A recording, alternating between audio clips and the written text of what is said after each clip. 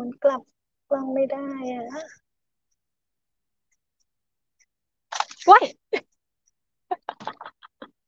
ทำอะไรเนี่ยอืมอืมครับผมแต่ว่ามันจะใกล้เกินไปไงลูกทำไงล่ะ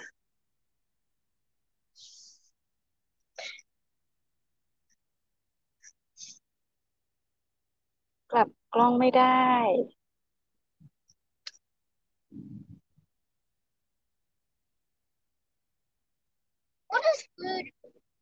What? Flood, mate, not flute. Flood. facing back เออโอเคโอเคกลับได้แล้ว Yes, mate. Yes, mate, it is. why is it like that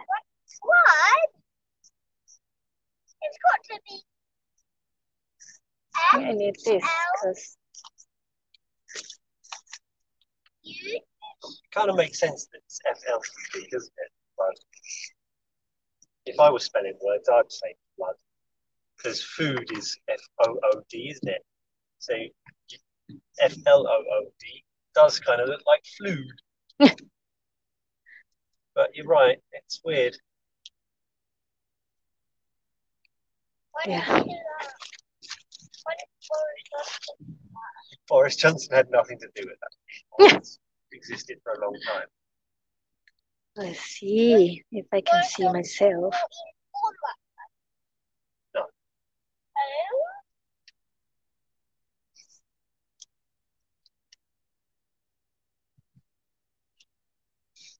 Not so pretty.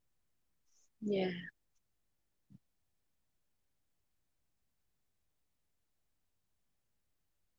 มันหมุนนะ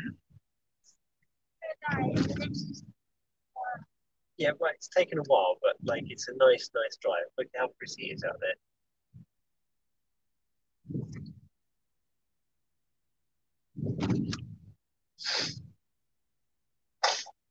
Now, do you want a tissue, mate? no I cannot share Oh no, I knew it. what I forgot that thing what thing thing that I printed out. really Yeah. เออแล้วทำไงอ่ะ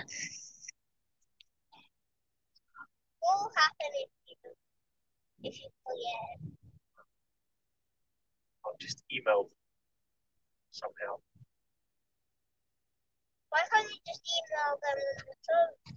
That's what I'll do when I get there. Or they might actually have a form already there that I can fill out.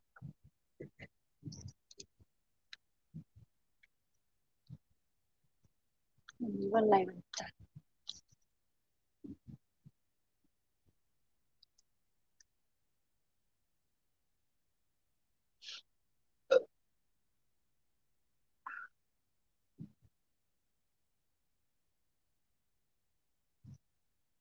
สวัสดีค่ะ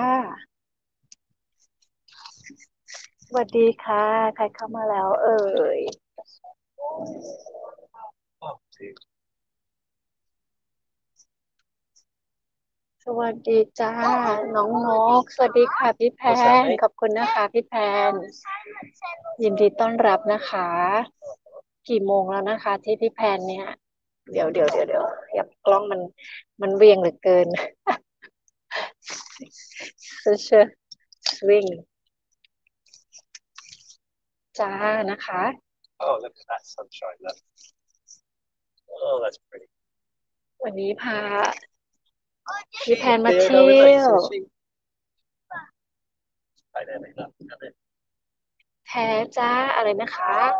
เปิดไว้จ้าอากาศดีแท้จ้าใช่ค่ะโชคดีมากๆเลยที่จริงเราไม่คิดว่ามันจะดีขนาดนี้แต่ว่าโอ้โห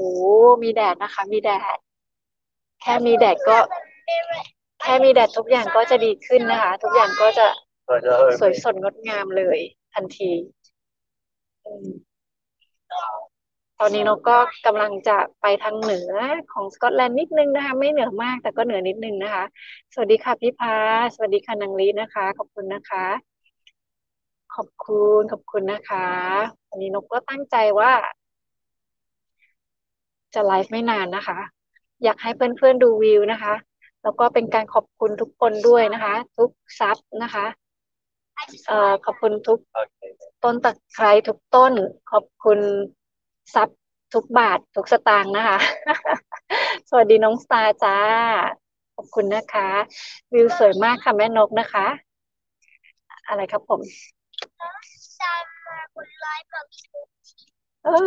ดาวินบอกว่าน้องสตาร์มาบนไลฟ์มามีทุกทีเลยนะคะแสดงว่ามามีเรียกบ่อยนะคะนูนดูนะคะมี